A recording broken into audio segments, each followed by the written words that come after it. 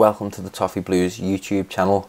I'm Max. I've been instructed to give a review of Everton's 2-0 loss at Craven Cottage on the weekend. So let's get this over and done with and not make it any more painful than it has to be. A 2-0 loss at Craven Cottage on Saturday against an already relegated side that had lost their last 9 games prior to this and kept just 2 clean sheets all season. To add to the irony of the entire thing, the goal scorers, firstly on 46 minutes, Fulham's captain Tom Kearney, who, if I'm correct, his only other Premier League goal came 9 years ago in a 5-1 loss for Hull City against who else but Everton, and obviously Fulham's other goal scorer. It was in the script, former Liverpool player Ryan Babel, who, hats off to him to be fair, since coming to Fulham from Besiktas.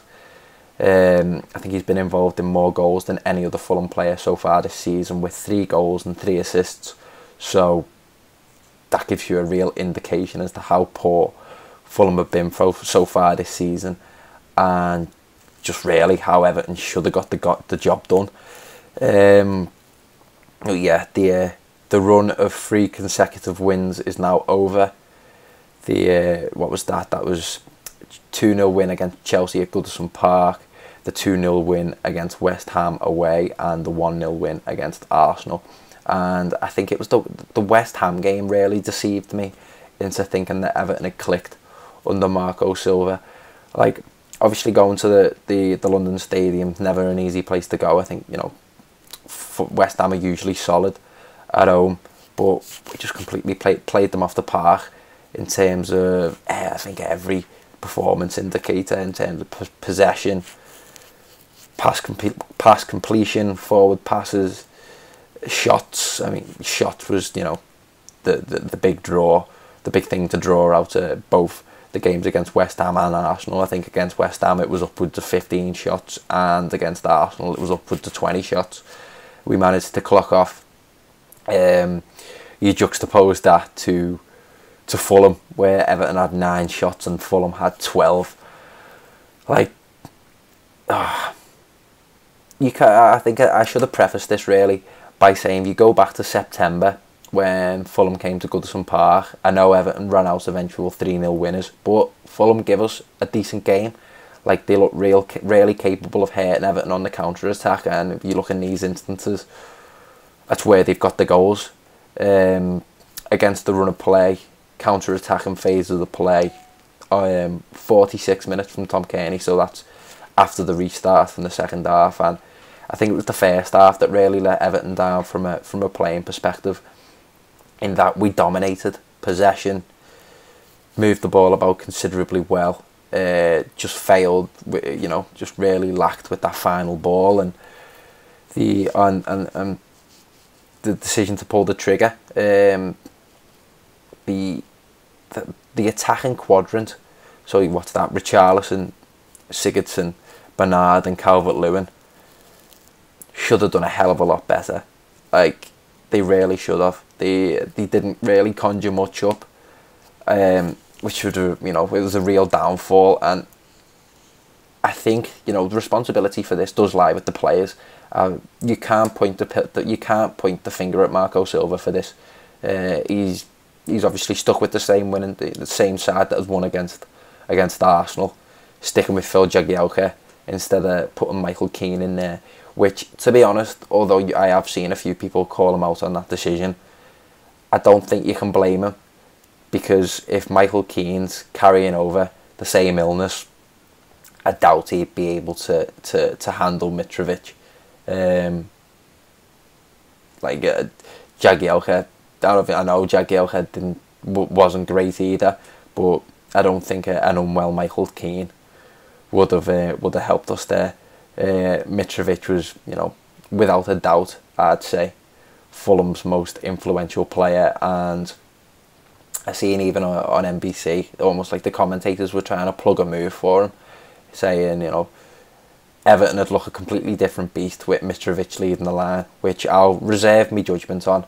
I do know Everton need that next calibre of centre forward to get them into the upper echelons of the league and establish themselves in contention for European football. But whether that's Mitrovic, we'll wait and see. My opinion might change, but as of right now, I'm not 100% certain on that call. But you've got to give Fulham credit where credit's due. As I said, in those counter-attacking phases of the play and the turnover, they were exceptional. So you've got that first half where Everton just failed to conjure anything up, but kind of go in thinking, all right, we failed to score, but we should just resume the same possession dominance in the second half. That first goal goes in within a minute of the restart, and heads go down. Fulham grow in confidence. Fulham start being the first to every ball, winning every second ball, and I was saying this in the preview when we did the preview for the game with Tom. I was cautious in my optimism, because you don't have to have been following Everton Football Club for long to know that results like this, we're capable. We are really capable of slipping up on a very evident banana skin. Like, obviously the high profile example of this season would be that the loss to Millwall in the FA Cup, but I think it comes back to the discussion of the Everton mentality, coining up that old phrase, and that when Everton are assumed favourites, or have to deal with some form of expectation, whether that be a big game or with a lot riding on it, or a game where the pressure's off, and as I said, they are the assumed favourites. They just they just lack a clinical edge. And as I said, like, every man and his dogs assuming this is an easy 3 points for Everton.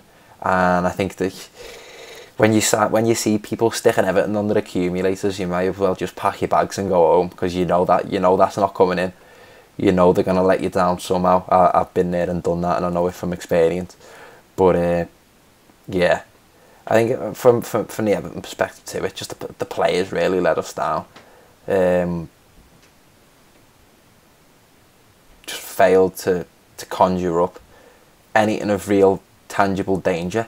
It was really disappointing. Obviously, that runs out the way, and I don't think you can read too much into it. Like, we've got results like this are in Everton. Like, they lose silly games. I think it was a real big trait under David Moyes, and that they'd slip up against the lesser sides and turn in big performances and get big wins against the bigger sides. Which this run has been an example of that.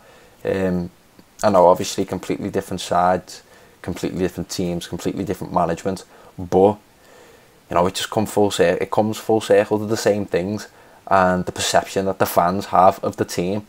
Like, as I said, the West Ham game really deceived me into thinking Everton had clicked under Silva, but they just turn in a performance like this, where it's just like putting a pin to a lead balloon.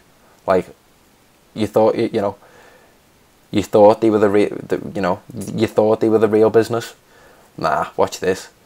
But I've got to say as well, just to close out me review of the game, that hats off to our fans. Like, even when I was watching the game, they were all you could hear.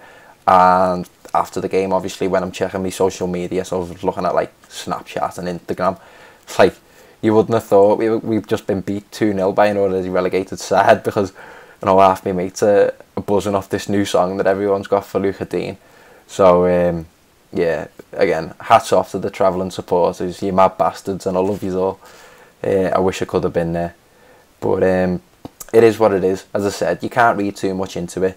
I feel like the responsibility lies with the players, and it's with them to respond to that against Manchester United this weekend. And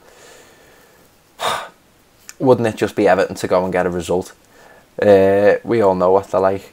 But yeah, I think that concludes me review of Everton's 2-0 loss at Craven Cottage. I'd rather not say much more about it, to be honest.